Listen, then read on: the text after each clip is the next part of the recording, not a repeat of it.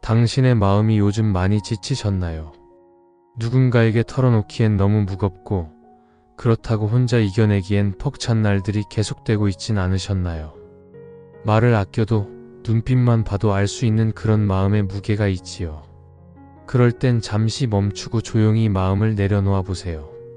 그리고 말씀 앞으로 주님 앞으로 한 걸음 나아가 보세요. 성경은 단지 오래된 기록이 아니라 오늘을 살아가는 우리를 위한 하나님의 음성입니다. 그 속에는 우리의 고통과 너무도 닮은 이야기들이 숨쉬고 있습니다. 오늘 이 시간 우리는 예수님의 12 제자 이야기를 함께 나누려 합니다. 예수님 곁에서 가장 가까이 있었지만 세상에선 가장 고통스러운 길을 걸었던 사람들입니다. 그들은 왜 평범한 삶을 포기하고 십자가의 길 위에 자신을 던졌을까요? 그들은 왜 끝까지 주님을 부인하지 않고 죽음조차 두려워하지 않았을까요? 그리고 그들의 선택은 오늘을 살아가는 우리에게 무엇을 남기고 있을까요? 이 이야기는 단지 옛사람들의 전기가 아닙니다. 지금 이 순간 삶의 길목에서 흔들리는 당신에게 전하는 주님의 위로입니다. 혼자인 줄 알았던 걸음에 사실은 주님의 발자국이 함께하고 있었음을 이 말씀과 이야기를 통해 당신이 조용히 깨닫게 되길 바랍니다. 이제 주님이 부르셨던 12 제자의 이름을 하나씩 되새기며 그들이 어떤 사람으로 살았고 어떤 길을 걸었는지 함께 따라가 보겠습니다. 그 길 끝에서 우리는 모두 더 이상 혼자가 아니라는 것을 느끼게 될 것입니다. 그의 이름은 시몬, 우리가 잘 아는 베드로라는 이름은 예수님이 직접 지어주신 새로운 이름입니다. 베드로는 반석이라는 뜻을 가지고 있으며 흔들리는 인간을 굳건한 믿음의 기둥으로 세우겠다는 주님의 약속이 담겨 있습니다. 그는 갈릴리 호숫가에서 평생을 고기 잡으며 살던 어부였습니다. 삶은 단순했고 하루하루가 물고기를 잡는 것으로 채워졌던 그의 인생에 예수님은 갑자기 찾아오셔서 이렇게 말씀하십니다. 이제 너는 사람을 낚는 어부가 되어라. 그 한마디에 그는 그물과 배, 가족과 삶의 모든 익숙함을 내려놓고 예수님을 따릅니다. 우리는 이 장면에서 그의 순수함과 열정을 엿볼 수 있습니다. 하지만 베드로는 완벽한 사람이 아니었습니다. 그는 감정이 앞서고 때로는 주님을 향한 사랑보다 자기 확신이 더 앞섰던 사람이었습니다. 예수님이 십자가를 예고하셨을 때 그는 단호히 말했습니다. 주님, 그리 마옵소서. 결코 그런 일이 일어나지 않도록 하겠습니다. 그러자 예수님은 오히려 그에게 사탄아, 내 뒤로 물러가라라고 하시며 인간적인 생각을 꾸짖으셨습니다. 그리고 가장 유명한 사건, 예수님이 잡히시던 밤. 그는 3번이나 예수님을 모른다고 부인합니다. 닭이 울기 전 자신이 그렇게나 사랑한다고 고백했던 주님을 저버린 것입니다. 그 순간 예수님과 그의 눈이 마주쳤고 그는 밖으로 나가 통곡하며 무너져 내립니다. 이 모습은 베드로가 얼마나 인간적인지를 보여줍니다. 우리는 이 장면에서 한 인간의 실패, 부끄러움, 후회를 고스란히 느낄 수 있습니다. 하지만 그 실패의 자리에서 주님은 다시 그를 부르십니다. 부활하신 예수님은 갈릴리 바닷가에서 그를 다시 만나시고 3번 물으십니다. 너는 나를 사랑하느냐? 그리고 3번 그에게 말씀하십니다. 내 양을 먹이라. 그것은 용서이자 회복, 그리고 사명의 회복이었습니다. 베드로는 그날 이후로 완전히 달라졌습니다. 오순절 성령 강림 이후 그는 수많은 사람 앞에서 담대히 복음을 선포합니다. 죽음의 위협 앞에서도 두려워하지 않았고 교회를 세우는 중심 역할을 감당합니다. 결국 그는 로마에서 순교를 맞이합니다. 전해지는 바에 따르면 그는 내 주님처럼 십자가에 똑같이 달릴 자격이 없다며 자신을 거꾸로 매달아 달라고 요청했다고 합니다. 그의 인생은 흔들림에서 시작되었지만 그 믿음은 반석처럼 단단하게 마무리되었습니다. 그는 처음엔 넘어졌지만 끝내 믿음으로 다시 일어난 사람이었습니다. 그래서 우리는 그를 수제자라 부릅니다. 그의 삶은 오늘을 살아가는 우리에게 이렇게 말합니다. 넘어졌다면 괜찮다고, 주님은 포기하지 않으시고 다시 손을 내미신다고, 그리고 진심으로 사랑하고 따르려는 자에게는 다시 시작할 수 있는 은혜가 주어진다고. 그의 이름은 안드레, 베드로의 동생이자 예수님께 가장 먼저 부름받은 제자입니다. 그는 세례 요한의 제자였고 진리를 찾고자 하는 마음이 누구보다 깊었던 사람이었습니다. 요한이 보라, 하나님의 어린 양이로다라고 예수님을 가리키는 순간, 안드레는 그 말씀을 듣자마자 망설임 없이 예수님을 따라갑니다. 그는 조용히 다가가 선생님, 어디에 계십니까? 라고 묻고, 예수님은 그에게 와서 보라라고 말씀하십니다. 그 만남이 그의 인생을 완전히 바꿔놓습니다. 그리고 안드레가 가장 먼저 한 일은 자신의 형 베드로에게 달려가 우리가 메시아를 만났어라며 기쁜 소식을 전하는 것이었습니다. 안드레는 이렇게 처음으로 복음을 전한 제자, 다른 사람을 예수님께로 인도한 첫 번째 사람이 됩니다. 그는 늘 앞에 나서기보다는 뒤에서 묵묵히, 그러나 중요한 순간마다 조용히 등장합니다. 오병이어의 기적이 일어났던 그날에도 예수님께 여기 한 아이가 보리떡 5개와 물고기 2마리를 가지고 있습니다 라고 말한 사람도 바로 안드레였습니다. 누구도 주목하지 않던 아이 하나, 작은 도시락 하나까지도 주님 앞에 올려드릴 줄 아는 믿음을 가진 사람이었습니다. 그는 조용하고 겸손했지만 순간을 놓치지 않았고 언제나 사람들을 예수님께 연결해주는 다리 같은 역할을 했습니다. 안드레는 삶의 끝까지 그 마음을 지켰습니다. 복음을 전하기 위해 그리스 지역까지 나아갔고, 전해지는 바에 따르면 그는 X자형 십자가에 매달려 순교하게 됩니다. 그 십자가에 달리는 순간까지도 그는 모인 사람들에게 복음을 전하며 찬양을 멈추지 않았다고 합니다. 사람들은 그를 조용한 중보자, 그림자 속에 충성된 제자라 불렀습니다. 눈에 띄는 화려한 사역은 없었지만 그가 없었다면 베드로도, 많은 이들도 예수님을 만나지 못했을지도 모릅니다. 안드레의 삶은 우리에게 말합니다. 크게 보이지 않아도 조용히 빛나는 믿음이 얼마나 소중한지를, 이름이 기억되지 않아도 하나님은 그 헌신을 하나도 놓치지 않으신다는 것을, 그리고 작은 행동 하나도 주님 안에서는 세상을 바꾸는 도구가 될 수 있다는 것을. 그의 이름은 야고보 세베대의 아들이며 사도 요한의 형입니다. 그는 베드로, 요한과 함께 예수님의 가장 가까운 제자 중 한 사람이었습니다. 예수님은 그와 그의 동생 요한에게 보아너게, 곧 우레의 아들들이라는 별명을 지어주셨습니다. 그 별명 속에는 두 사람의 성격이 얼마나 열정적이고 정열적이었는지가 담겨 있었습니다. 야고보는 갈릴리 호숫가에서 어부로 일하던 중 예수님의 부르심을 받습니다.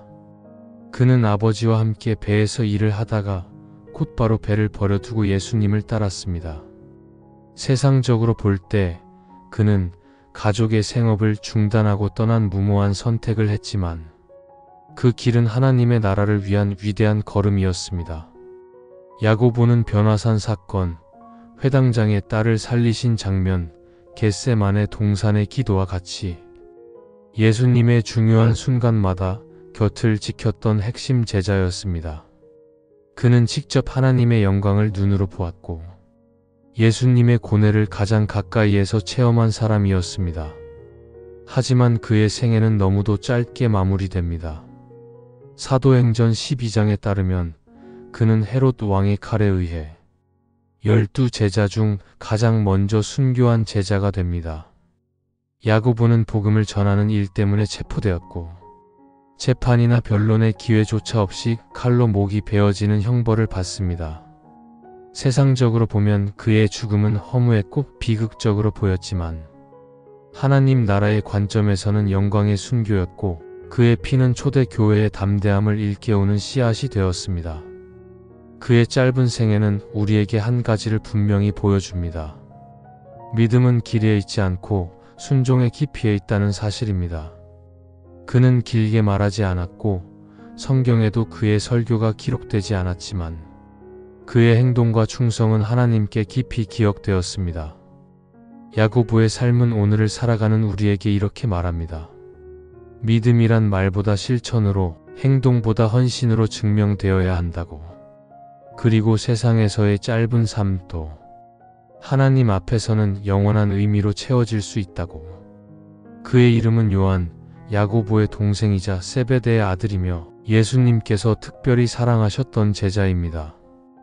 요한은 처음엔 혈기왕성한 젊은이였고 예수님께 우레의 아들이라는 별명을 받을 만큼 성격이 강하고 감정이 격한 사람이었습니다. 그러나 예수님과 함께한 시간은 그의 마음을 다듬고 끝내 사랑의 사도라는 새로운 이름을 남기게 합니다. 요한은 다른 제자들과 함께 예수님의 많은 기적과 권능을 가까이서 보았고 특히 변화산에서 주님의 영광을 목격한 소수의 제자 중 한 사람이었습니다. 예수님이 십자가를 지시던 날 모두가 두려움에 뒷걸음칠 때 요한만은 그 십자가 아래 끝까지 남아 있었습니다. 그곳에서 예수님은 자신의 어머니 마리아를 요한에게 맡기며 보라, 내 어머니라고 말씀하셨습니다. 그 장면은 단지 육적인 돌봄을 넘어 예수님이 요한에게 사랑과 신뢰의 유산을 맡기신 순간이었습니다. 그는 초대 교회 시대를 통틀어 가장 오래 살아남은 사도였습니다. 요한은 수많은 박해를 견디고 끝내 반모섬에 유배되어 요한계시록을 기록합니다. 그곳에서 그는 하나님께서 마지막 날에 이루실 심판과 회복, 새 하늘과 새 땅의 영광스러운 비전을 보게 됩니다. 요한은 또한 요한복음과 요한일서, 2서, 3서의 저자이기도 합니다. 그의 글에는 사랑이 중심을 이루며 그가 오랜 세월 예수님의 성품과 마음을 얼마나 깊이 닮았는지가 드러납니다. 그는 하나님은 사랑이시라고 고백하며 우리도 서로 사랑해야 한다고 끊임없이 권면합니다. 요한은 유일하게 순교하지 않고 죽음을 맞이한 사도였습니다. 하지만 그것이 그의 삶이 덜 고통스러웠다는 의미는 아닙니다. 그는 오랜 시간 외로움과 핍박 속에서도 주님의 음성을 따라 복음의 기록자로서의 사명을 감당했습니다. 사람들은 그를 사랑의 제자, 계시의 사도라고 부르지만 요한은 자신을 주께서 사랑하신 제자라고 소개하며 오직 주님의 사랑 안에 머물렀습니다. 요한의 삶은 오늘의 우리에게 말합니다. 믿음은 오랜 시간 끝까지 남는 인내이며 사랑은 지식보다 크고 진리보다 먼저 전해져야 할 것이라고. 그리고 누군가의 마지막 곁을 지키는 용기는 하나님 나라에서 가장 귀한 자리에 놓인다고. 그의 이름은 마태, 또 다른 이름은 레위였고 그는 셀이었습니다. 셀이는 당시 유대 사회에서 가장 멸시받는 직업이었고 로마의 손을 빌려 동족의 돈을 거두던 그들을 사람들은 죄인이라 불렀습니다. 그는 돈 앞에 사람의 얼굴을 잊고 안정된 수입과 냉소적인 평안 속에 자신을 가둔 채 살아가던 사람이었습니다. 그러던 어느 날 예수님이 그의 세관 앞을 지나가십니다. 그리고 눈을 맞추며 단 한마디를 하십니다. 나를 따르라. 그 한마디에 마태는 망설이지 않고 일어나 돈이 가득한 세금 상자와 삶의 터전을 그대로 두고 예수님을 따릅니다. 사람들이 외면하고 손가락질하던 그를 예수님은 단 한 번의 부르심으로 받아주셨습니다. 그는 자격이 있어서 부름받은 것이 아니라 하나님의 사랑이 먼저 다가왔기에 인생이 바뀐 사람이었습니다. 이후 마태는 자신의 집에 예수님과 제자들을 초대하고 자신과 같은 세리와 죄인들을 함께 불러 식탁을 나눕니다. 그 자리에서 예수님은 말씀하십니다. 건강한 자에게는 의사가 필요 없고 병든 자에게라야 필요하니라. 그 말씀은 곧 마태의 지난 삶이 치유되었고 이제는 회복과 사명의 자리로 나아간다는 선포였습니다. 그는 훗날 복음서 중 하나인 마태복음을 기록하게 됩니다. 마태복음은 예수님이 구약의 예언을 이루시는 메시아라는 사실을 강조하며 유대인을 대상으로 그러나 동시에 모든 인류를 향한 복음의 초청장을 써내려갑니다. 한때는 숫자를 다루던 손이 이제는 진리를 기록하는 도구가 되었고 돈의 흐름을 따르던 눈이 이제는 하나님의 나라를 바라보게 되었습니다. 마태는 조용한 사람이었지만 복음서 속에서 놀라운 통찰과 정리를 보여줍니다. 말보다 기록으로 침묵 속에서 진실을 담아낸 사람이었습니다. 그는 에티오피아나 페르시아 지역에서 복음을 전하며 살아갔고, 전해지는 기록에 따르면 이방인의 땅에서 창에 찔려 순교했다고 전해집니다. 마태의 인생은 우리에게 말합니다. 과거가 더럽고 부끄럽다고 해도 주님은 등을 돌리지 않으시며 오히려 가장 낮은 자리에서 손을 내밀어 우리를 새롭게 하신다고. 누구도 거들떠보지 않던 사람을 하나님은 복음서의 저자로 세우셨고, 그의 생은 회개와 은혜, 그리고 기록을 통해 오늘도 수많은 이들을 살리고 있습니다. 그래서 마태는 오늘도 우리에게 조용히 속삭입니다. 주님이 부르신다면 지금 그 자리를 떠나도 괜찮다고. 지금 이 삶이 끝은 아니라고. 그분을 따르는 한 어디서든 새롭게 시작될 수 있다고. 그의 이름은 도마, 성경에서는 디두모라고도 불렸으며 그 뜻은 쌍둥이라는 의미를 가지고 있습니다. 사람들은 그를 흔히 의심 많은 도마라 부르지만 사실 그의 삶을 자세히 들여다보면 의심보다는 진심이 더 컸던 사람이었음을 알 수 있습니다. 도마는 말보다 마음이 앞서는 사람이었고 신중하고 조심스러운 성격이었기에 믿음에도 더 깊은 확신을 원했습니다. 예수님께서 죽으시고 부활하셨다는 소식을 처음 들었을 때 그는 그 기적을 믿기엔 마음의 준비가 되어 있지 않았습니다. 내가 그 손의 못자국을 보고 손가락으로 만져보지 않고는 믿지 않겠습니다. 이 말은 단지 고집이나 불신 때문이 아니라 너무나 큰 상실과 두려움 앞에서 나온 인간적인 반응이었습니다. 그러나 부활하신 예수님은 도마의 그 연약한 고백을 정죄하지 않으셨습니다. 오히려 그의 마음을 아시는 주님은 직접 나타나셔서 말씀하십니다. 내 손가락을 이리 내밀어 내 손을 보고 내 손을 내밀어 내 옆구리에 넣어 보아라. 믿음 없는 자가 되지 말고 믿는 자가 되라. 그 순간 도마는 무릎을 꿇으며 고백합니다. 나의 주님, 나의 하나님이시여. 이 고백은 제자들 가운데 가장 직접적이고 강력한 신앙의 선언이었습니다. 도마는 단지 보고 믿은 사람이 아니라 결국 누구보다 깊이 믿은 제자였습니다. 그는 이후 인도로 건너가 복음을 전하며 많은 사람들에게 예수님의 이름을 증거하는 사도가 됩니다. 지금도 인도 남부에는 도마의 교회라는 전통이 이어져 오고 있으며 그는 인도에서 창에 찔려 순교한 것으로 알려져 있습니다. 도마의 삶은 우리에게 이렇게 말합니다.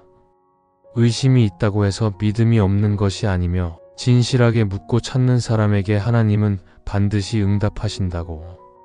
믿음은 단지 확신이 아니라 상처를 딛고 나아가는 용기이며 주님의 손과 옆구리를 만진 이후 다시는 그 사랑을 부정하지 않았던 도마의 여정은 오늘 우리가 흔들리는 신앙 속에서도 끝까지 붙들어야 할 신앙의 본을 보여줍니다. 그는 의심을 넘어 믿음으로 건너간 제자였고 그의 걸음은 지금도 믿음과 의심 사이에서 방황하는 수많은 이들에게 위로가 되고 있습니다. 그래서 우리는 말할 수 있습니다. 도마는 의심의 사도가 아니라 회복의 사도였다고. 그의 이름은 빌립. 그는 갈릴리 베세다 출신으로 안드레와 베드로와 같은 고향 사람이었습니다.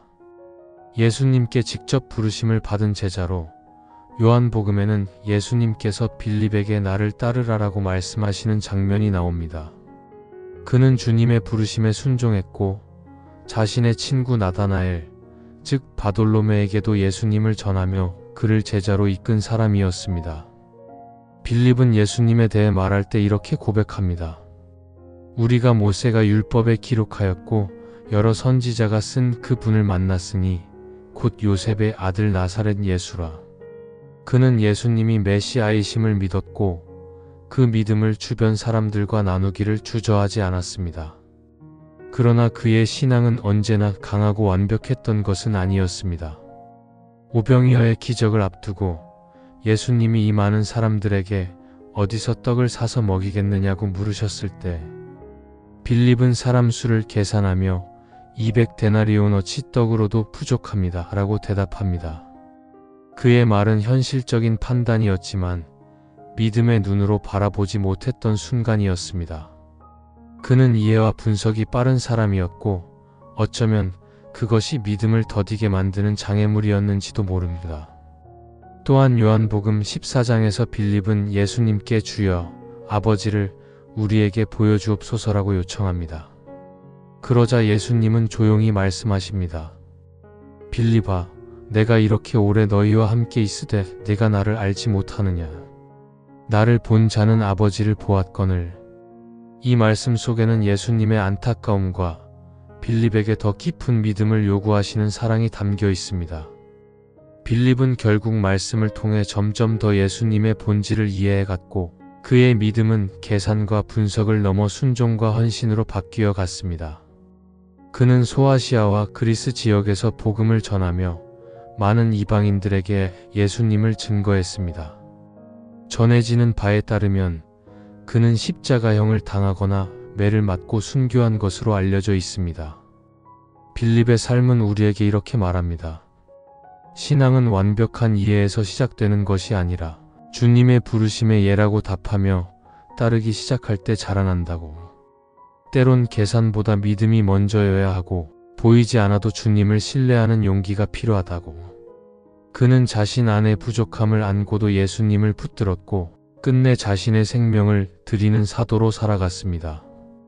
빌립은 지적이면서도 갈망이 깊었던 제자였고 그 갈망은 결국 하나님의 진리를 붙잡는 믿음으로 열매 맺게 되었습니다. 그의 이름은 바돌로메, 다른 복음서에서는 나다나엘이라는 이름으로 불리기도 합니다. 그는 빌립의 소개로 예수님을 처음 만나게 된 제자이며 처음부터 깊은 질문을 던졌던 사람이었습니다. 빌립이 우리가 메시아를 만났다고 말했을 때 나다나엘은 이렇게 말합니다. 나사렛에서 무슨 선한 것이 날 수 있느냐? 이 짧은 질문 속에는 진리에 대한 간절한 갈망과 동시에 인간적인 편견과 선입견이 함께 담겨 있었습니다. 하지만 예수님은 그런 나다나엘을 꾸짖지 않으셨습니다.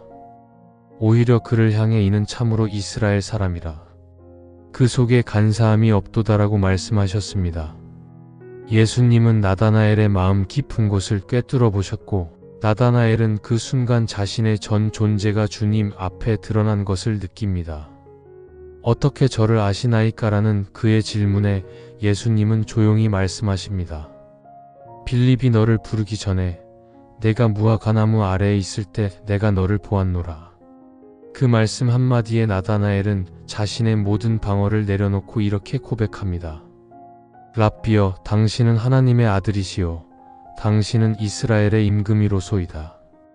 그의 고백은 제자들 중 가장 빠르게, 가장 정확하게 예수님의 정체성을 알아본 반응이었습니다. 그는 지식으로서가 아니라 마음으로 예수님을 알아보았고 의심과 질문을 넘어 믿음으로 도약한 사람이었습니다. 성경에 그의 이름은 자주 등장하지 않지만 그는 예수님의 승천 이후 다른 제자들과 함께 복음을 들고 땅 끝까지 나아갔습니다. 전승에 따르면 그는 아르메니아, 인도, 에티오피아 등지에서 복음을 전하다 산채로 가죽이 벗겨지는 끔찍한 고문을 당하고 끝내 순교한 것으로 전해집니다. 그의 죽음은 세상적으로 보면 가장 참혹한 형태였지만 그가 전한 복음은 수많은 생명을 살리고 지금까지도 이어지고 있습니다. 바돌로메의 삶은 우리에게 이렇게 말합니다. 질문이 있다고 해서 믿음이 없는 것이 아니며 진실한 질문은 결국 진리 앞으로 이끈다고. 하나님은 우리의 겉모습이 아닌 중심을 보시며 무화과나무 아래에서 울고 있었던 그 마음조차 이미 아시는 분이시라고. 바돌로메는 처음엔 의심했지만 결국엔 가장 깊은 확신으로 주님을 따라간 사람이었습니다. 그의 순교는 인간의 약함이 하나님의 강함으로 바뀌는 순간이었고 오늘도 신앙을 지키기 어려운 시대를 사는 우리에게 큰 위로가 됩니다. 그는 조용하지만 깊은 믿음을 지녔던 제자였고 그의 생애는 고통 속에서도 복음을 포기하지 않은 모든 이들의 본이 되었습니다. 그의 이름은 야고보, 작은 야고보라 불리며 다른 야고보와 구분됩니다. 성경은 그에 대해 많은 이야기를 전하지 않지만 그가 예수님의 12 제자 중 한 사람이었음은 분명합니다. 그는 알페오의 아들이었고 또 다른 제자인 다데오의 형제일 가능성도 제기되곤 합니다. 작다는 표현은 키가 작거나 나이가 어렸다는 의미일 수도 있고 그보다는 사역의 규모나 대중적인 주목도 측면에서 조용한 제자였음을 암시합니다. 그는 늘 조용히 그러나 묵묵히 예수님을 따랐던 사람으로 기억됩니다. 복음서에 그가 직접 한 말이나 활동은 기록되어 있지 않지만 그렇다고 해서 그의 헌신이 작았다는 의미는 아닙니다. 오히려 이름 없이도 끝까지 자리를 지킨 믿음이야말로 진짜 제자의 모습일지도 모릅니다. 그는 눈에 띄지 않았고 큰 기적을 행했다는 기록도 없지만 예수님의 곁을 떠나지 않았고 부활의 증인이 되어 교회의 기초로 세워졌습니다. 교회 전승에 따르면 그는 예루살렘이나 시리아 지방에서 복음을 전하다 돌에 맞아 순교하거나 십자가형을 당했다는 기록이 전해지기도 합니다. 많은 역사 속 인물들이 잊히고 사라졌지만 하나님은 작은 이름도 기억하시고 작은 순종도 결코 흘려보내지 않으십니다. 작은 야고보의 삶은 우리에게 이렇게 속삭입니다. 보이지 않는 헌신도 주님 안에서는 귀하고 기록되지 않은 사랑도 하나님의 나라에서는 영원히 새겨진다고. 그는 무대 뒤에서 충성했고 주님은 그런 그의 이름을 12 제자 명단 속에 영원히 새겨 넣으셨습니다.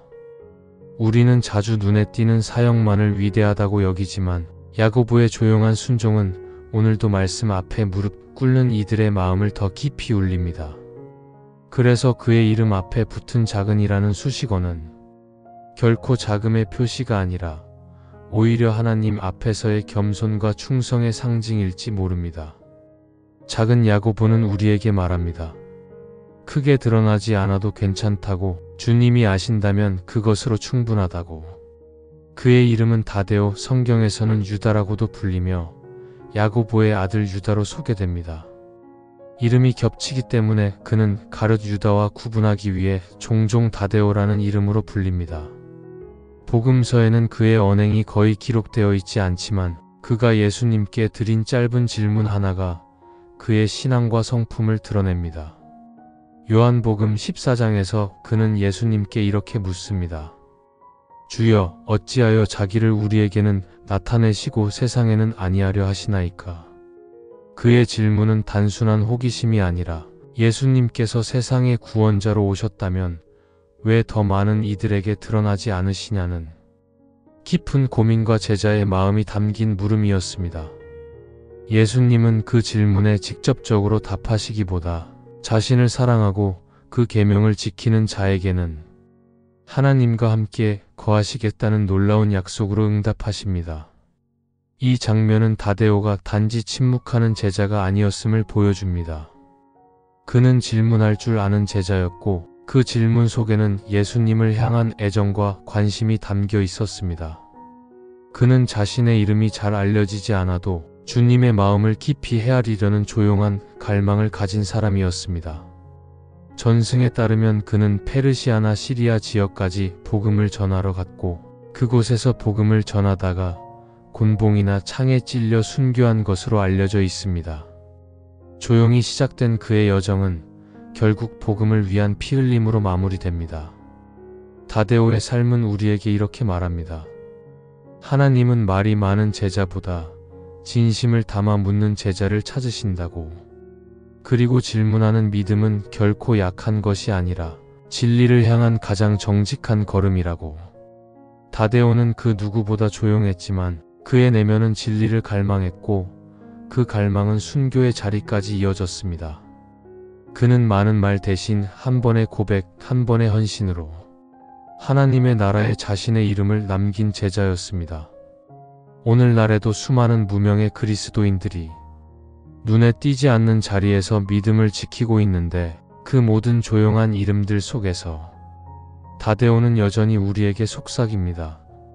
세상이 기억하지 않아도 괜찮다고, 주님은 당신의 충성을 잊지 않으신다고.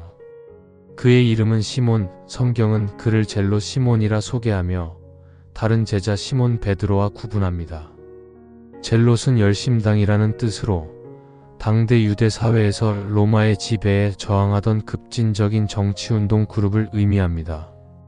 즉 시몬은 정치적으로 뜨겁고 행동에 앞서는 사람이었으며 그의 삶의 목표는 민족을 해방시키고 정의를 실현하는 것이었습니다. 그런 그가 예수님의 제자가 되었다는 사실은 놀랍습니다.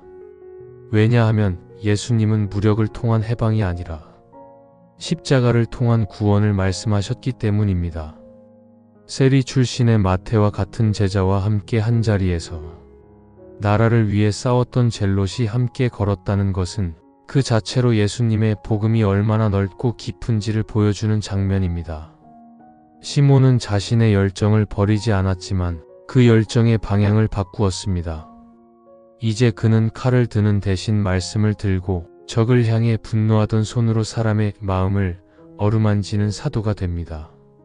그는 정치적인 혁명을 꿈꾸던 사람이었지만 예수님을 만나 영적인 변화가 세상의 본질을 바꿀 수 있다는 사실을 깨달았습니다. 그에 대한 기록은 많지 않지만 전해지는 전승에 따르면 그는 페르시아나 북아프리카 등지에서 복음을 전했고 그곳에서 복음을 거부하는 무리들에 의해 톱으로 잘리는 잔혹한 방법으로 순교했다고 전해집니다. 그의 죽음은 격렬했고 그의 생애는 조용했습니다. 하지만 그 삶의 흐름은 분명합니다. 사람의 나라를 위해 살던 자가 이제는 하나님의 나라를 위해 모든 것을 내어놓는 사람으로 변화되었다는 것입니다. 시몬의 삶은 우리에게 이렇게 말합니다. 신앙은 성격을 지우는 것이 아니라 그 열정과 에너지를 하나님의 뜻에 맞게 다시 쓰는 것이라고. 누구보다 뜨겁고 직선적인 사람이었지만 그는 주님의 제자가 되어 가장 거룩한 순교의 자리에까지 나아갔습니다. 그의 이름은 세상에선 작고 조용했지만 하나님의 나라에선 누구보다 강하고 정직하게 남았습니다. 시몬은 우리에게 묻습니다. 당신의 열심은 어디를 향하고 있느냐고. 그 열심이 주님의 손 안에 있다면 그 어떤 삶도 거룩한 사명이 될 수 있다고. 그의 이름은 유다, 정확히는 가룟 유다라 불리며 다른 유다와 구분됩니다. 그는 12 제자 중 하나였고 처음부터 예수님께 직접 선택된 사람이었습니다.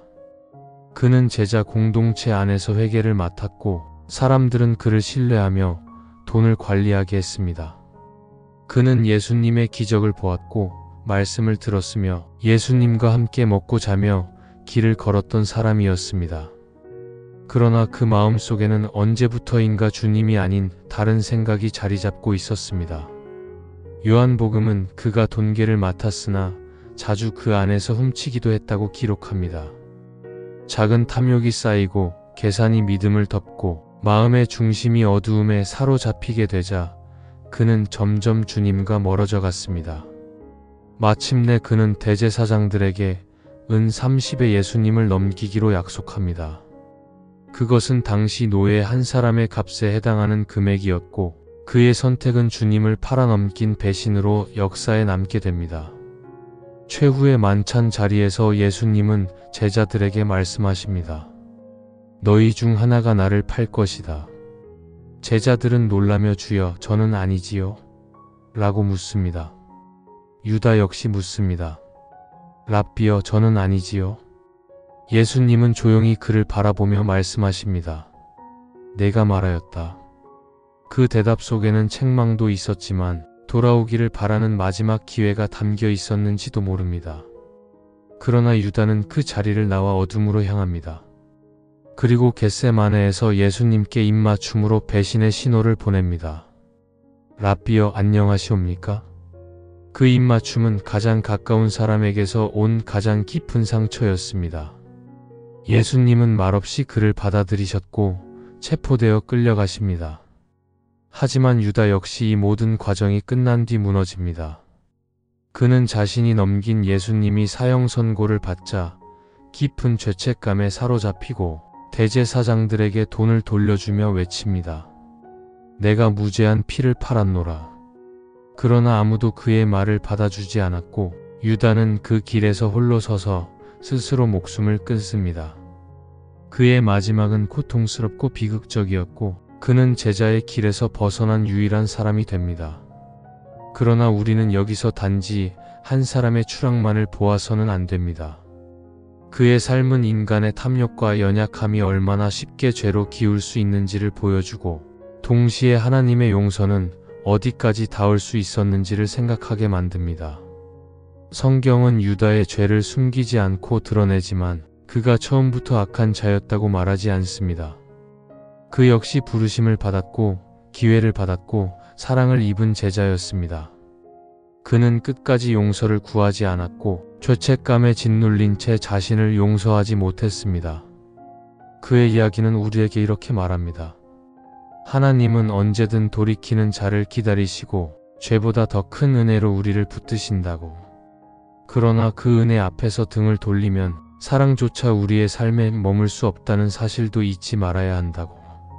가룟 유다의 이름은 슬픔과 함께 남았지만 그 이름이 우리를 향한 경고이자 간절한 초청이 되기를 소망합니다. 지금이라도 주님은 묻고 계십니다. 지금도 나를 따르겠느냐? 우리는 오늘 예수님의 곁을 지켰던 12 제자의 이름을 따라 한 걸음씩 걸어왔습니다. 그들은 평범한 어부였고 세리였고 열심당원이었고 때로는 의심도 하고 실수도 했던 사람들이었습니다. 하지만 예수님은 그들의 출신도 성격도 넘어서 한 사람 한 사람을 부르셨고 끝까지 함께 하셨습니다. 베드로의 눈물, 도마의 질문, 마태의 회심, 바돌로메의 고백, 요한의 사랑, 그리고 유다의 어둠까지도 숨기지 않고 기록된 그들의 이야기는 오늘 우리가 얼마나 연약한 존재인지, 그리고 하나님의 사랑이 얼마나 크고 깊은지를 보여줍니다. 12 제자의 인생은 완벽하지 않았지만 그들의 걸음 하나하나는 결국 하나님 나라를 향한 길이 되었고, 그들의 피와 기도는 지금 이 시대의 교회를 지탱하는 보이지 않는 뿌리가 되었습니다. 그리고 그 이야기를 따라온 우리 역시 이제는 물어야 할 차례입니다. 나는 어떤 제자인가? 나는 오늘 주님의 부르심에 어떻게 응답하고 있는가? 믿음은 완벽해서 시작되는 것이 아니라 지금 이 자리에서 예라고 답하는 작은 순종에서부터 자라납니다. 넘어졌다면 괜찮습니다. 눈물이 흘렀다면 더 좋습니다. 예수님은 지금도 우리를 다시 일으켜 세우시고 그 십자가의 사랑으로 다시 걷게 하십니다. 12 제자의 이름은 성경에 기록되어 있지만 오늘도 주님은 또 다른 제자, 당신의 이름을 부르고 계십니다. 지금 이 말씀을 듣고 있는 당신, 그 한 사람을 주님은 결코 포기하지 않으십니다. 작은 믿음도 괜찮습니다. 무너졌던 어제도 괜찮습니다. 오늘 주님의 손을 다시 잡고 걷기만 한다면 당신도 주님의 제자입니다. 이 영상이 당신의 마음에 위로가 되었기를 소망합니다. 이야기를 끝까지 들어주신 당신의 걸음 위에 주님의 평안과 은혜가 조용히 머물기를 진심으로 기도합니다. 당신의 마음이 요즘 많이 지치셨나요? 누군가에게 털어놓기엔 너무 무겁고 그렇다고 혼자 이겨내기엔 벅찬 날들이 계속되고 있진 않으셨나요? 말을 아껴도 눈빛만 봐도 알 수 있는 그런 마음의 무게가 있지요. 그럴 땐 잠시 멈추고 조용히 마음을 내려놓아 보세요. 그리고 말씀 앞으로, 주님 앞으로 한 걸음 나아가 보세요. 성경은 단지 오래된 기록이 아니라 오늘을 살아가는 우리를 위한 하나님의 음성입니다. 그 속에는 우리의 고통과 너무도 닮은 이야기들이 숨쉬고 있습니다. 오늘 이 시간 우리는 예수님의 12 제자 이야기를 함께 나누려 합니다. 예수님 곁에서 가장 가까이 있었지만 세상에선 가장 고통스러운 길을 걸었던 사람들입니다. 그들은 왜 평범한 삶을 포기하고 십자가의 길 위에 자신을 던졌을까요? 그들은 왜 끝까지 주님을 부인하지 않고 죽음조차 두려워하지 않았을까요? 그리고 그들의 선택은 오늘을 살아가는 우리에게 무엇을 남기고 있을까요? 이 이야기는 단지 옛사람들의 전기가 아닙니다. 지금 이 순간 삶의 길목에서 흔들리는 당신에게 전하는 주님의 위로입니다. 혼자인 줄 알았던 걸음의 사실은 주님의 발자국이 함께하고 있었음을 이 말씀과 이야기를 통해 당신이 조용히 깨닫게 되길 바랍니다. 이제 주님이 부르셨던 12 제자의 이름을 하나씩 되새기며 그들이 어떤 사람으로 살았고 어떤 길을 걸었는지 함께 따라가 보겠습니다. 그 길 끝에서 우리는 모두 더 이상 혼자가 아니라는 것을 느끼게 될 것입니다. 그의 이름은 시몬, 우리가 잘 아는 베드로라는 이름은 예수님이 직접 지어주신 새로운 이름입니다. 베드로는 반석이라는 뜻을 가지고 있으며 흔들리는 인간을 굳건한 믿음의 기둥으로 세우겠다는 주님의 약속이 담겨 있습니다. 그는 갈릴리 호숫가에서 평생을 고기 잡으며 살던 어부였습니다. 삶은 단순했고 하루하루가 물고기를 잡는 것으로 채워졌던 그의 인생에 예수님은 갑자기 찾아오셔서 이렇게 말씀하십니다. 이제 너는 사람을 낚는 어부가 되어라. 그 한마디에 그는 그물과 배, 가족과 삶의 모든 익숙함을 내려놓고 예수님을 따릅니다. 우리는 이 장면에서 그의 순수함과 열정을 엿볼 수 있습니다. 하지만 베드로는 완벽한 사람이 아니었습니다. 그는 감정이 앞서고 때로는 주님을 향한 사랑보다 자기 확신이 더 앞섰던 사람이었습니다. 예수님이 십자가를 예고하셨을 때 그는 단호히 말했습니다. 주님, 그리 마옵소서. 결코 그런 일이 일어나지 않도록 하겠습니다. 그러자 예수님은 오히려 그에게 사탄아, 내 뒤로 물러가라라고 하시며 인간적인 생각을 꾸짖으셨습니다. 그리고 가장 유명한 사건, 예수님이 잡히시던 밤. 그는 3번이나 예수님을 모른다고 부인합니다. 닭이 울기 전 자신이 그렇게나 사랑한다고 고백했던 주님을 저버린 것입니다. 그 순간 예수님과 그의 눈이 마주쳤고 그는 밖으로 나가 통곡하며 무너져 내립니다. 이 모습은 베드로가 얼마나 인간적인지를 보여줍니다. 우리는 이 장면에서 한 인간의 실패, 부끄러움, 후회를 고스란히 느낄 수 있습니다. 하지만 그 실패의 자리에서 주님은 다시 그를 부르십니다. 부활하신 예수님은 갈릴리 바닷가에서 그를 다시 만나시고 3번 물으십니다. 너는 나를 사랑하느냐? 그리고 3번 그에게 말씀하십니다. 내 양을 먹이라. 그것은 용서이자 회복, 그리고 사명의 회복이었습니다. 베드로는 그날 이후로 완전히 달라졌습니다. 오순절 성령 강림 이후 그는 수많은 사람 앞에서 담대히 복음을 선포합니다. 죽음의 위협 앞에서도 두려워하지 않았고 교회를 세우는 중심 역할을 감당합니다. 결국 그는 로마에서 순교를 맞이합니다. 전해지는 바에 따르면 그는 내 주님처럼 십자가에 똑같이 달릴 자격이 없다며 자신을 거꾸로 매달아 달라고 요청했다고 합니다. 그의 인생은 흔들림에서 시작되었지만 그 믿음은 반석처럼 단단하게 마무리되었습니다. 그는 처음엔 넘어졌지만 끝내 믿음으로 다시 일어난 사람이었습니다. 그래서 우리는 그를 수제자라 부릅니다. 그의 삶은 오늘을 살아가는 우리에게 이렇게 말합니다. 넘어졌다면 괜찮다고, 주님은 포기하지 않으시고 다시 손을 내미신다고, 그리고 진심으로 사랑하고 따르려는 자에게는 다시 시작할 수 있는 은혜가 주어진다고. 그의 이름은 안드레, 베드로의 동생이자 예수님께 가장 먼저 부름받은 제자입니다. 그는 세례 요한의 제자였고 진리를 찾고자 하는 마음이 누구보다 깊었던 사람이었습니다. 요한이 보라, 하나님의 어린 양이로다라고 예수님을 가리키는 순간 안드레는 그 말씀을 듣자마자 망설임 없이 예수님을 따라갑니다. 그는 조용히 다가가 선생님, 어디에 계십니까? 라고 묻고 예수님은 그에게 와서 보라라고 말씀하십니다. 그 만남이 그의 인생을 완전히 바꿔놓습니다. 그리고 안드레가 가장 먼저 한 일은 자신의 형 베드로에게 달려가 우리가 메시아를 만났어라며 기쁜 소식을 전하는 것이었습니다. 안드레는 이렇게 처음으로 복음을 전한 제자, 다른 사람을 예수님께로 인도한 첫 번째 사람이 됩니다. 그는 늘 앞에 나서기보다는 뒤에서 묵묵히, 그러나 중요한 순간마다 조용히 등장합니다. 오병이어의 기적이 일어났던 그날에도 예수님께 여기 한 아이가 보리떡 5개와 물고기 2마리를 가지고 있습니다 라고 말한 사람도 바로 안드레였습니다. 누구도 주목하지 않던 아이 하나, 작은 도시락 하나까지도 주님 앞에 올려드릴 줄 아는 믿음을 가진 사람이었습니다. 그는 조용하고 겸손했지만 순간을 놓치지 않았고 언제나 사람들을 예수님께 연결해주는 다리 같은 역할을 했습니다. 안드레는 삶의 끝까지 그 마음을 지켰습니다.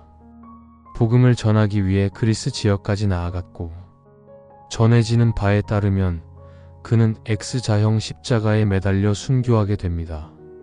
그 십자가에 달리는 순간까지도 그는 모인 사람들에게 복음을 전하며 찬양을 멈추지 않았다고 합니다.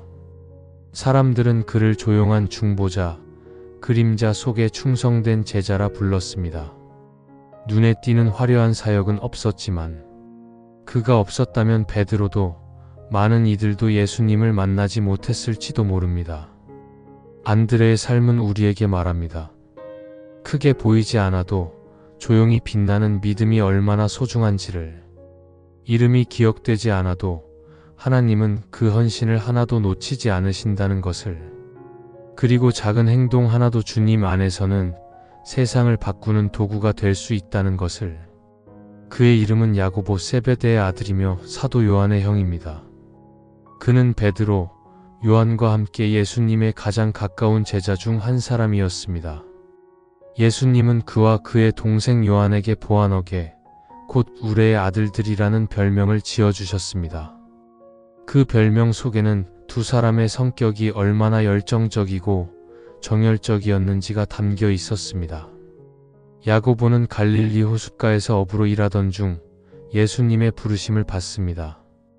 그는 아버지와 함께 배에서 일을 하다가 곧바로 배를 버려두고 예수님을 따랐습니다. 세상적으로 볼 때 그는 가족의 생업을 중단하고 떠난 무모한 선택을 했지만 그 길은 하나님의 나라를 위한 위대한 걸음이었습니다. 야고보는 변화산 사건, 회당장의 딸을 살리신 장면, 겟세마네 동산의 기도와 같이 예수님의 중요한 순간마다 곁을 지켰던 핵심 제자였습니다. 그는 직접 하나님의 영광을 눈으로 보았고 예수님의 고뇌를 가장 가까이에서 체험한 사람이었습니다. 하지만 그의 생애는 너무도 짧게 마무리됩니다. 사도행전 12장에 따르면 그는 헤롯 왕의 칼에 의해 12제자 중 가장 먼저 순교한 제자가 됩니다. 야고보는 복음을 전하는 일 때문에 체포되었고 재판이나 변론의 기회조차 없이 칼로 목이 베어지는 형벌을 받습니다. 세상적으로 보면 그의 죽음은 허무했고 비극적으로 보였지만 하나님 나라의 관점에서는 영광의 순교였고 그의 피는 초대 교회의 담대함을 일깨우는 씨앗이 되었습니다. 그의 짧은 생애는 우리에게 한 가지를 분명히 보여줍니다. 믿음은 길에 있지 않고 순종의 깊이에 있다는 사실입니다. 그는 길게 말하지 않았고 성경에도 그의 설교가 기록되지 않았지만 그의 행동과 충성은 하나님께 깊이 기억되었습니다. 야고보의 삶은 오늘을 살아가는 우리에게 이렇게 말합니다. 믿음이란 말보다 실천으로, 행동보다 헌신으로 증명되어야 한다고. 그리고 세상에서의 짧은 삶도 하나님 앞에서는 영원한 의미로 채워질 수 있다고. 그의 이름은 요한, 야고보의 동생이자 세베대의 아들이며 예수님께서 특별히 사랑하셨던 제자입니다. 요한은 처음엔 혈기왕성한 젊은이였고 예수님께 우레의 아들이라는 별명을 받을 만큼 성격이 강하고 감정이 격한 사람이었습니다. 그러나 예수님과 함께한 시간은 그의 마음을 다듬고 끝내 사랑의 사도라는 새로운 이름을 남기게 합니다.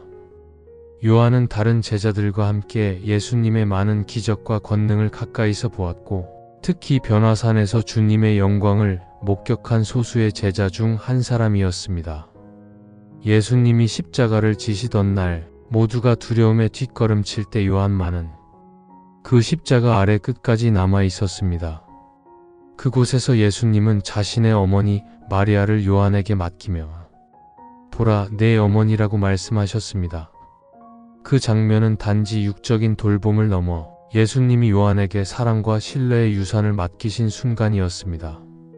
그는 초대 교회 시대를 통틀어 가장 오래 살아남은 사도였습니다. 요한은 수많은 박해를 견디고 끝내 반모섬에 유배되어 요한계시록을 기록합니다. 그곳에서 그는 하나님께서 마지막 날에 이루실 심판과 회복, 새 하늘과 새 땅의 영광스러운 비전을 보게 됩니다. 요한은 또한 요한복음과 요한일서, 2서, 3서의 저자이기도 합니다. 그의 글에는 사랑이 중심을 이루며 그가 오랜 세월 예수님의 성품과 마음을 얼마나 깊이 닮았는지가 드러납니다.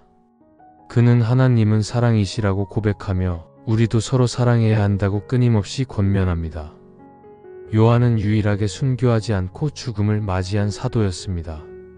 하지만 그것이 그의 삶이 덜 고통스러웠다는 의미는 아닙니다. 그는 오랜 시간 외로움과 핍박 속에서도 주님의 음성을 따라 복음의 기록자로서의 사명을 감당했습니다. 사람들은 그를 사랑의 제자, 계시의 사도라고 부르지만 요한은 자신을 주께서 사랑하신 제자라고 소개하며 오직 주님의 사랑 안에 머물렀습니다. 요한의 삶은 오늘의 우리에게 말합니다. 믿음은 오랜 시간 끝까지 남는 인내이며 사랑은 지식보다 크고 진리보다 먼저 전해져야 할 것이라고. 그리고 누군가의 마지막 곁을 지키는 용기는 하나님 나라에서 가장 귀한 자리에 놓인다고. 그의 이름은 마태, 또 다른 이름은 레위였고 그는 셀이었습니다. 셀이는 당시 유대 사회에서 가장 멸시받는 직업이었고 로마의 손을 빌려 동족의 돈을 거두던 그들을 사람들은 죄인이라 불렀습니다.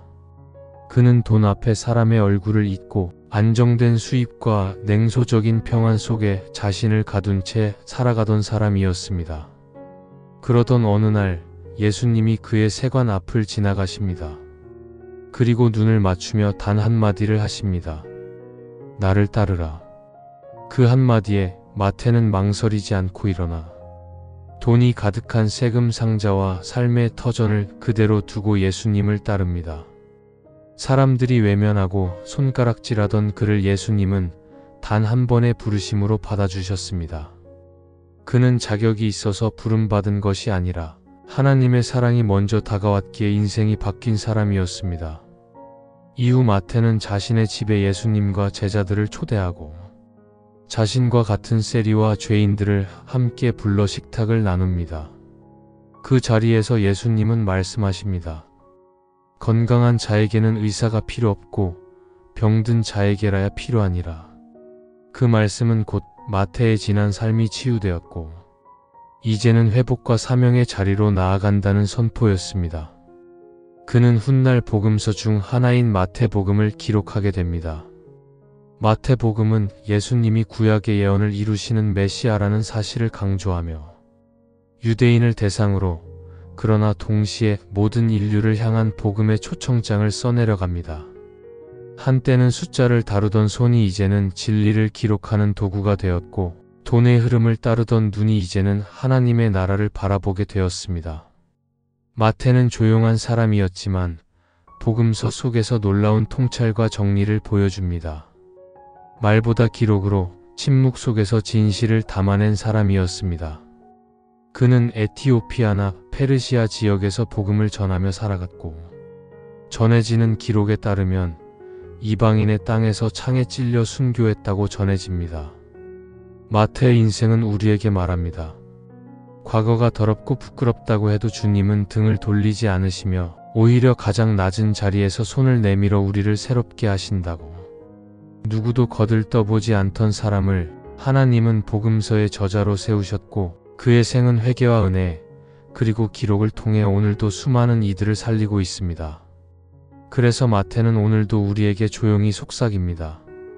주님이 부르신다면 지금 그 자리를 떠나도 괜찮다고. 지금 이 삶이 끝은 아니라고. 그분을 따르는 한 어디서든 새롭게 시작될 수 있다고. 그의 이름은 도마, 성경에서는 디두모라고도 불렸으며 그 뜻은 쌍둥이라는 의미를 가지고 있습니다. 사람들은 그를 흔히 의심 많은 도마라 부르지만 사실 그의 삶을 자세히 들여다보면 의심보다는 진심이 더 컸던 사람이었음을 알 수 있습니다. 도마는 말보다 마음이 앞서는 사람이었고 신중하고 조심스러운 성격이었기에 믿음에도 더 깊은 확신을 원했습니다. 예수님께서 죽으시고 부활하셨다는 소식을 처음 들었을 때 그는 그 기적을 믿기엔 마음의 준비가 되어 있지 않았습니다. 내가 그 손의 못자국을 보고 손가락으로 만져보지 않고는 믿지 않겠습니다. 이 말은 단지 고집이나 불신 때문이 아니라 너무나 큰 상실과 두려움 앞에서 나온 인간적인 반응이었습니다. 그러나 부활하신 예수님은 도마의 그 연약한 고백을 정죄하지 않으셨습니다.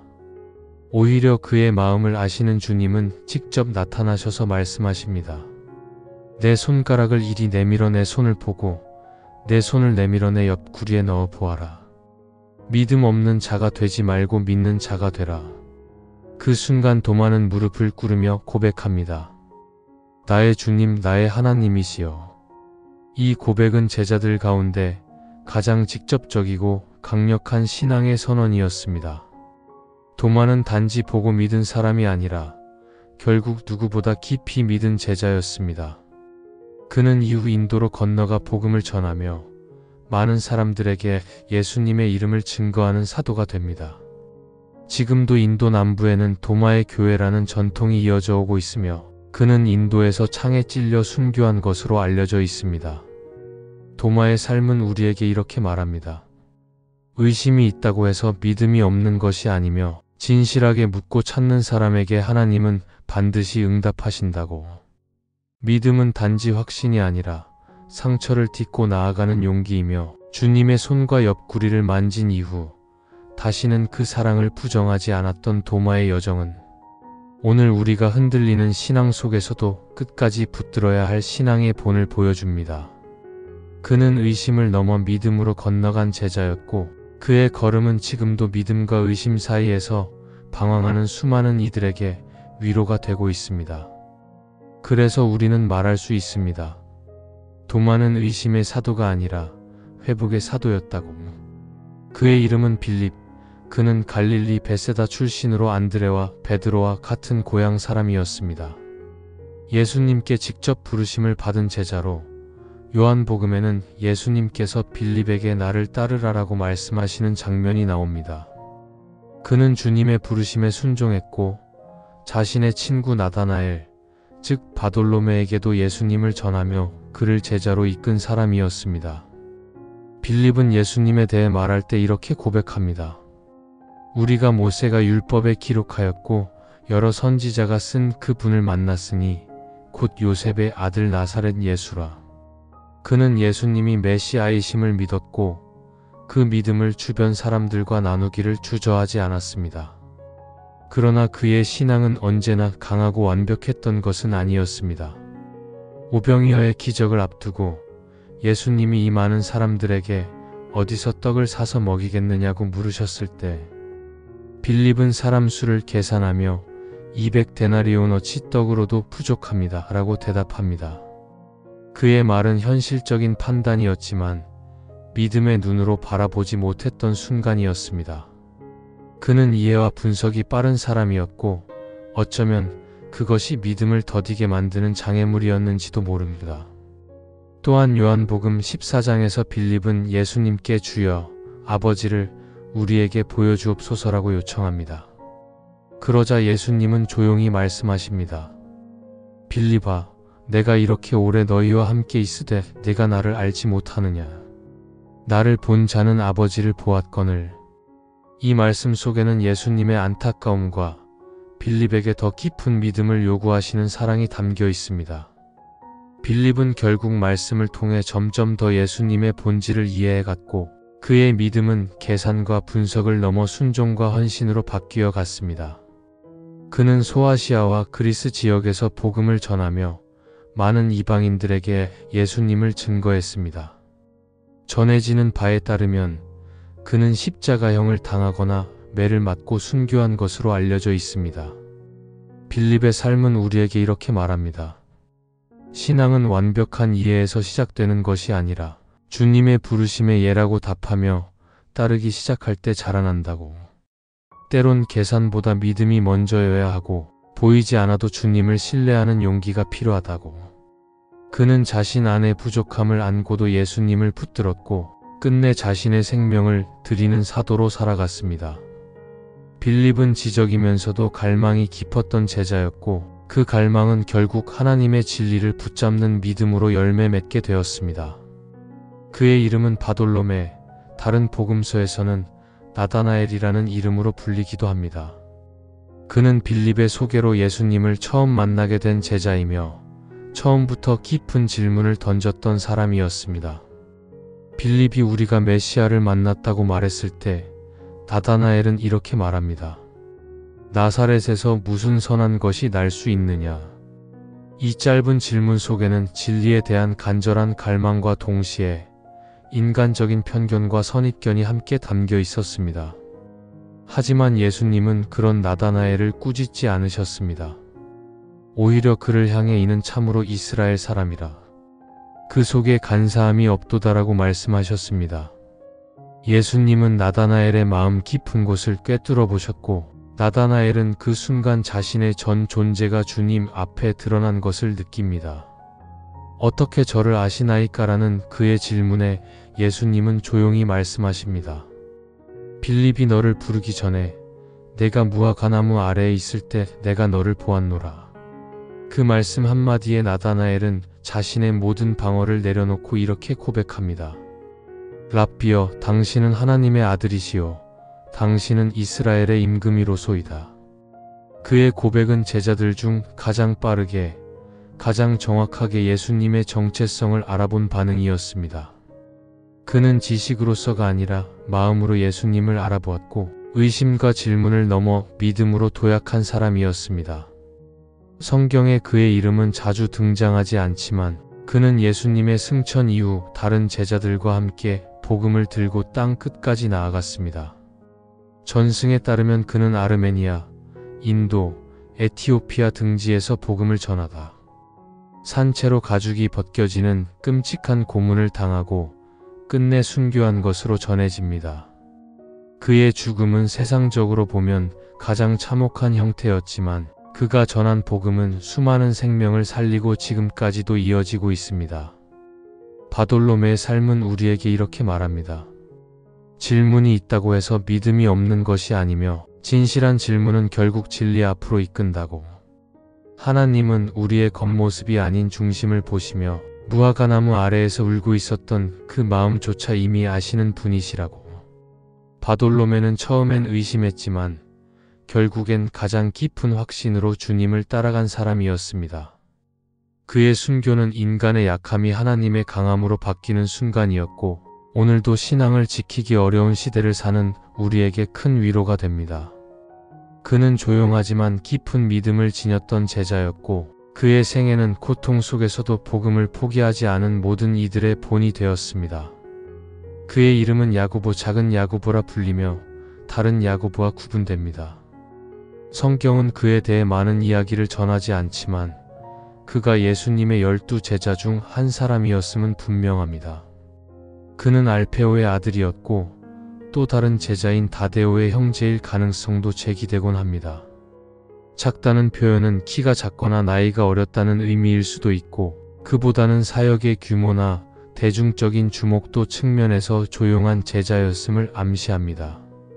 그는 늘 조용히 그러나 묵묵히 예수님을 따랐던 사람으로 기억됩니다. 복음서에 그가 직접 한 말이나 활동은 기록되어 있지 않지만 그렇다고 해서 그의 헌신이 작았다는 의미는 아닙니다. 오히려 이름 없이도 끝까지 자리를 지킨 믿음이야말로 진짜 제자의 모습일지도 모릅니다. 그는 눈에 띄지 않았고 큰 기적을 행했다는 기록도 없지만 예수님의 곁을 떠나지 않았고 부활의 증인이 되어 교회의 기초로 세워졌습니다.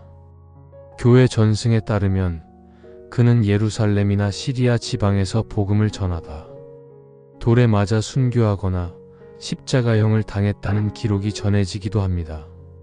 많은 역사 속 인물들이 잊히고 사라졌지만 하나님은 작은 이름도 기억하시고 작은 순종도 결코 흘려보내지 않으십니다. 작은 야고보의 삶은 우리에게 이렇게 속삭입니다. 보이지 않는 헌신도 주님 안에서는 귀하고 기록되지 않은 사랑도 하나님의 나라에서는 영원히 새겨진다고. 그는 무대 뒤에서 충성했고 주님은 그런 그의 이름을 12 제자 명단 속에 영원히 새겨 넣으셨습니다. 우리는 자주 눈에 띄는 사역만을 위대하다고 여기지만 야고보의 조용한 순종은 오늘도 말씀 앞에 무릎 꿇는 이들의 마음을 더 깊이 울립니다. 그래서 그의 이름 앞에 붙은 작은이라는 수식어는 결코 자금의 표시가 아니라 오히려 하나님 앞에서의 겸손과 충성의 상징일지 모릅니다. 작은 야고보는 우리에게 말합니다. 크게 드러나지 않아도 괜찮다고, 주님이 아신다면 그것으로 충분하다고. 그의 이름은 다데오, 성경에서는 유다라고도 불리며 야고보의 아들 유다로 소개됩니다. 이름이 겹치기 때문에 그는 가룟 유다와 구분하기 위해 종종 다데오라는 이름으로 불립니다. 복음서에는 그의 언행이 거의 기록되어 있지 않지만 그가 예수님께 드린 짧은 질문 하나가 그의 신앙과 성품을 드러냅니다. 요한복음 14장에서 그는 예수님께 이렇게 묻습니다. 주여, 어찌하여 자기를 우리에게는 나타내시고 세상에는 아니하려 하시나이까? 그의 질문은 단순한 호기심이 아니라 예수님께서 세상의 구원자로 오셨다면 왜 더 많은 이들에게 드러나지 않으시냐는 깊은 고민과 제자의 마음이 담긴 물음이었습니다. 예수님은 그 질문에 직접적으로 답하시기보다 자신을 사랑하고 그 계명을 지키는 자에게는 하나님과 함께 거하시겠다는 놀라운 약속으로 응답하십니다. 이 장면은 다데오가 단지 침묵하는 제자가 아니었음을 보여줍니다. 그는 질문할 줄 아는 제자였고 그 질문 속에는 예수님을 향한 애정과 관심이 담겨 있었습니다. 그는 자신의 이름이 잘 알려지지 않아도 주님의 마음을 깊이 헤아리려는 조용한 갈망을 가진 사람이었습니다. 전승에 따르면 그는 페르시아나 시리아 지역까지 복음을 전하러 갔고 그곳에서 복음을 전하다가 곤봉이나 창에 찔려 순교한 것으로 알려져 있습니다. 조용히 시작된 그의 여정은 결국 복음을 위한 피 흘림으로 마무리됩니다. 다데오의 삶은 우리에게 이렇게 말합니다. 하나님은 말이 많은 제자보다 진심을 담아 묻는 제자를 찾으신다고. 그리고 질문하는 믿음은 결코 약한 것이 아니라 진리를 향한 가장 정직한 걸음이라고. 다데오는 그 누구보다 조용했지만 그의 내면은 진리를 갈망했고 그 갈망은 순교의 자리까지 이어졌습니다. 그는 많은 말 대신 한 번의 고백, 한 번의 헌신으로 하나님의 나라에 자신의 이름을 남긴 제자였습니다. 오늘날에도 수많은 무명의 그리스도인들이 눈에 띄지 않는 자리에서 믿음을 지키고 있는데 그 모든 조용한 이름들 속에서 다데오는 여전히 우리에게 속삭입니다. 세상이 기억하지 않아도 괜찮다고, 주님은 당신의 충성을 잊지 않으신다고. 그의 이름은 시몬, 성경은 그를 젤로 시몬이라 소개하며 다른 제자 시몬 베드로와 구분합니다. 젤롯은 열심당이라는 뜻으로 당대 유대 사회에서 로마의 지배에 저항하던 급진적인 정치운동 그룹을 의미합니다. 즉 시몬은 정치적으로 뜨겁고 행동에 앞서는 사람이었으며 그의 삶의 목표는 민족을 해방시키고 정의를 실현하는 것이었습니다. 그런 그가 예수님의 제자가 되었다는 사실은 놀랍습니다. 왜냐하면 예수님은 무력을 통한 해방이 아니라 십자가를 통한 구원을 말씀하셨기 때문입니다. 세리 출신의 마태와 같은 제자와 함께 한자리에서 나라를 위해 싸웠던 젤롯이 함께 걸었다는 것은 그 자체로 예수님의 복음이 얼마나 넓고 깊은지를 보여주는 장면입니다. 시몬은 자신의 열정을 버리지 않았지만 그 열정의 방향을 바꾸었습니다. 이제 그는 칼을 드는 대신 말씀을 들고 적을 향해 분노하던 손으로 사람의 마음을 어루만지는 사도가 됩니다. 그는 정치적인 혁명을 꿈꾸던 사람이었지만 예수님을 만나 영적인 변화가 세상의 본질을 바꿀 수 있다는 사실을 깨달았습니다. 그에 대한 기록은 많지 않지만 전해지는 전승에 따르면 그는 페르시아나 북아프리카 등지에서 복음을 전했고 그곳에서 복음을 거부하는 무리들에 의해 톱으로 잘리는 잔혹한 방법으로 순교했다고 전해집니다. 그의 죽음은 격렬했고 그의 생애는 조용했습니다. 하지만 그 삶의 흐름은 분명합니다. 사람의 나라를 위해 살던 자가 이제는 하나님의 나라를 위해 모든 것을 내어놓는 사람으로 변화되었다는 것입니다. 시몬의 삶은 우리에게 이렇게 말합니다. 신앙은 성격을 지우는 것이 아니라 그 열정과 에너지를 하나님의 뜻에 맞게 다시 쓰는 것이라고. 누구보다 뜨겁고 직선적인 사람이었지만 그는 주님의 제자가 되어 가장 거룩한 순교의 자리에까지 나아갔습니다. 그의 이름은 세상에선 작고 조용했지만 하나님의 나라에선 누구보다 강하고 정직하게 남았습니다. 시몬은 우리에게 묻습니다.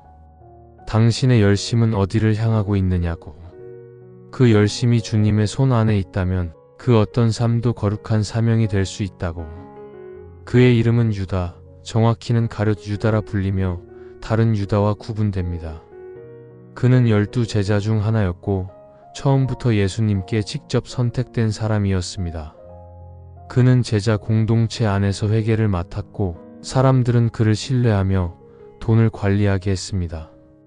그는 예수님의 기적을 보았고 말씀을 들었으며 예수님과 함께 먹고 자며 길을 걸었던 사람이었습니다. 그러나 그 마음속에는 언제부터인가 주님이 아닌 다른 생각이 자리 잡고 있었습니다. 요한복음은 그가 돈계를 맡았으나 자주 그 안에서 훔치기도 했다고 기록합니다. 작은 탐욕이 쌓이고 계산이 믿음을 덮고 마음의 중심이 어두움에 사로잡히게 되자 그는 점점 주님과 멀어져 갔습니다.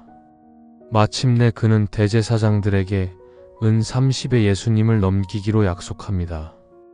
그것은 당시 노예 한 사람의 값에 해당하는 금액이었고 그의 선택은 주님을 팔아넘긴 배신으로 역사에 남게 됩니다.